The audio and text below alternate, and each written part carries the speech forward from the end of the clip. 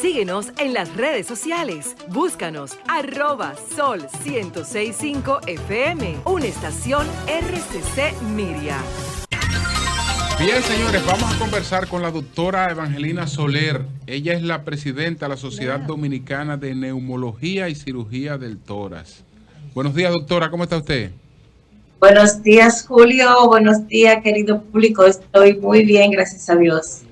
Bueno, doctora, hay preocupación, aunque ahora estamos vacunados muchos, a diferencia de los inicios de la pandemia, pero están creciendo los casos de contagio. No sé si las gravedades y los internamientos, pero por lo menos los casos de contagio se ven en incremento. ¿Cuál es la situación?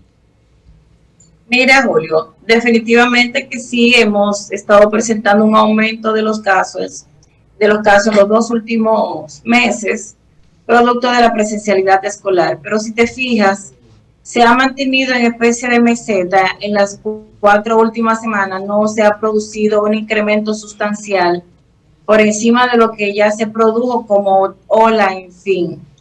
Si comparamos la cantidad de pacientes que se contagiaron el año pasado para esta misma época, vamos a tener que son mucho menos los casos actualmente, y tomando en consideración que hace un año lo que teníamos era que la gente andaba con mucho temor, con su mascarilla que no la dejaban, y teníamos también medidas restrictivas que controlaban todo lo que era la transmisibilidad.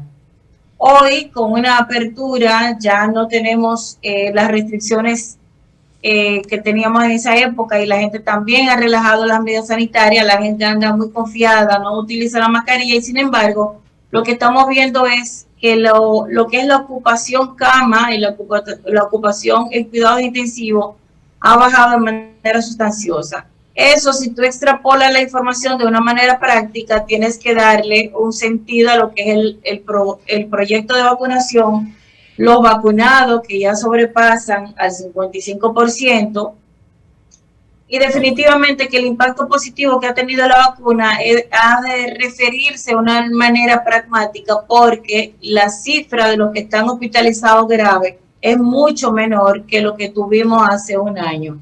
Entonces, es la situación. Nosotros sí siempre apelamos a que las personas asuman esto como una responsabilidad personal, y aquí yo hago un llamado a los ginecobstetras para incluirlo dentro de esa responsabilidad que debe de asumir la ciudadanía, porque en el caso de las embarazadas, hemos visto en las últimas semanas embarazadas que han empeorado, que tienen cuadros de COVID grave, y cuando nosotros investigamos bien, esas embarazadas no se han vacunado. Entonces eso es muy penoso, y hago un llamado a todos los ginecobstetras para que hagan las recomendaciones del lugar, así como se recomienda el uso del toxoide en la embarazada, que es una responsabilidad del obstetra, porque la embarazada llega a su consulta, se hace sus chequeos y no tiene el conocimiento de que el toxoide debe de hacerlo en una determinada época de su embarazo, y es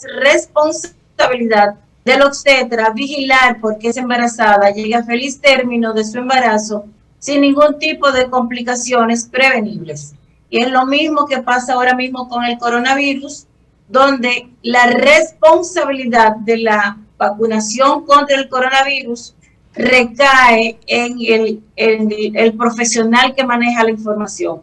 Doctora, no se justifica. Y esas pacientes que embarazadas con grave de COVID, que no han estado vacunadas, ¿son dominicanas? Bueno, son dominicanas, son extranjeras. El punto es que de la nacionalidad que sea, embarazada debe de llegar vacunada, porque usted como que no quiso decir que eran extranjeras, pero no hay problema con eso. Adelante. No, dominicana. Bueno, te puedo decir que la semana pasada me llamaron para una paciente hospitalizada en un centro privado grave, que hubo que desembarazar porque corría el riesgo de que perdiese la criatura y no se había vacunado. Me llamaron de otra que no se había vacunado, grave igual. Entonces se sabe ya que tanto el coronavirus como el virus de la influenza son virus que afectan de manera muy importante a las embarazadas, y entonces se puede prevenir una mortalidad materno-infantil con una vacuna que ya definitivamente los beneficios superan con mucho, pero con mucho, los riesgos que pudieran presentar. Entonces no es justificable, no se justifica que un obstetra le diga a la embarazada que está en su elección, que ella puede decidir si se vacuna o si no se vacuna, porque la embarazada sencillamente no conoce los beneficios de vacunarse, no tiene las herramientas para poder decidir en cuanto a lo que es medicina preventiva en su salud, y entonces por eso hacemos un reiterado llamado a nuestros queridos colegas obstetras de que tomen, así como se toma la vacunación del toxoide, así como se toma la responsabilidad de decirle a la embarazada que tiene que tomar ácido fólico, que tiene que tomar sus medicamentos, sus vitaminas prenatales, así también tiene la responsabilidad de hacer las recomendaciones para que esa embarazada termine a feliz término y no vaya a complicarse con una infección prevenible, por lo menos de una manera grave. Doctora, buenos días, Consuelo de Pradel. Mi querida Consuelo, muy buenos días. Buenos días. Yo seguí todas sus instrucciones y no me ha dado COVID. Sí. Mire, qué doctora, bueno, felicidades. La influenza, gracias a usted. La influenza, nos vacunamos. O sea, definitivamente. Aunque estemos vacunados de COVID, nos vacunamos de influenza. Definitivamente. Lo único que las recomendaciones del CDC es que cuando usted se vaya a vacunar del COVID o de la influenza, que tenga 2 semanas entre la colocación de una vacuna y la otra, pero debe de vacunarse en esta etapa, sobre todo las personas que tienen riesgo, los que tienen más de 60 años, los niños por encima de los 6 meses, sí. Las personas que tienen enfermedades cardiovasculares, infartos, hipertensos, las personas diabéticas, los enfermos renales, los asmáticos, los que tienen EPOC. Doctora, perdone, todo eso que usted dice de COVID, vacunarse de COVID y de influenza. Exactamente, vacuna de influenza es la recomendación que estoy dando ahora para evitar tener una infección por influenza, y sobre todo que sería terrible que una persona se infectase con los 2 virus al mismo tiempo. Ay, sí. Entonces, tiene que tener una mala suerte del diablo. Los 2 al mismo tiempo. Doctora Evangelina Soler, buenos días. Hay casos, doctora, hay casos así, que tengan los 2 virus. Al mismo tiempo. Puede darse. Mira, no lo he tenido, pero sí he tenido pacientes con 4 virus al mismo tiempo. Mamacita. Incluido el COVID. O sea, el COVID y 3 más. No. Ese que tira del cuento. ¿Qué pasó? Bueno, doctora Soler, Lenchi Vargas de este lado, buenos días. Buenos días. Doctora, háblenos un poquito acerca de las secuelas, es decir, las manifestaciones post-COVID que quedan en las personas que han sufrido, que han padecido del contagio, porque hay mucha preocupación, ¿no? ¿Hay algún estudio en República Dominicana sobre esto? ¿Hay vínculo de la gente que se puede estar muriendo, por ejemplo, de una afección cardíaca y que padeció inicialmente o anteriormente el COVID?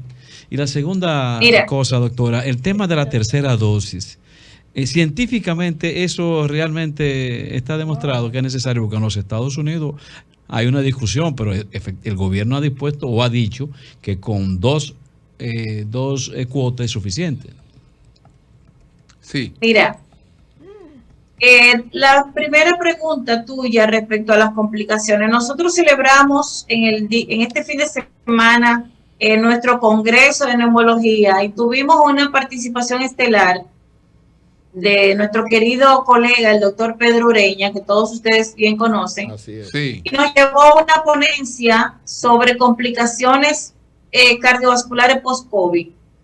Y nosotros, definitivamente, que fue muy sustanciosa su intervención, porque reflectaba el conocimiento de que los pacientes con coronavirus y es lo que se ve, ya se tiene el conocimiento de que aquel que padece neumonía de cualquier etiología tiene un riesgo por encima de un 30% de padecer enfermedades cardiovasculares en el año subsiguiente a la neumonía.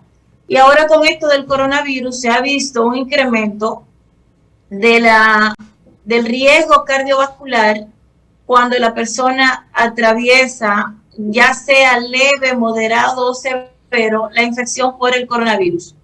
En los pacientes se produce un remodelado de las fibras musculares del corazón, y eso embiste un aumento de todo lo que es afección cardiovascular. Hay riesgo de desarrollar enfermedades coronarias, hay riesgo de desarrollar inflamación per se de la musculatura, con derrame pericárdico, con miocarditis.